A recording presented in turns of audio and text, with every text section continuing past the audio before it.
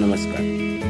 विश्लेषण चुकाचे वाढ गुणांची या कृतीमध्ये विद्यार्थ्यांना आपल्या चुकांचे समज व्हावा, आपल्या चुका कोणत्या आहेत हे कळावे यासाठी एक चार्ट करण्यात आला. तो उत्तरपत्रिकेच्या मागेच तयार करण्यात आला. त्या चार्टमध्ये तक्त्यामध्ये वाचनावर, समजवर, पाठांतरवर, इतर असे 4 भाग करण्यात आले व विद्यार्थ्याच्या प्रश्नपत्रिकेमध्ये ज्या चुका होतात त्या चुका विषयनिहाय त्यात नोंदवण्यात आल्या. तसेच त्या चुका वाचनातील किती, समजमधील किती, पाठांतरातल्या किती व इतर किती, तसेच कोणते घटक अवघड जातात, कोणत्या विषयातील त्यांचे लेखन करायला सांगितले. त्यामुळे विद्यार्थ्याला कोणत्या चुका होतात हे समजू लागले आणि आपल्याला किती मार्क्स वाढू शकले असते याचा अंदाज येऊ लागला. त्यानंतर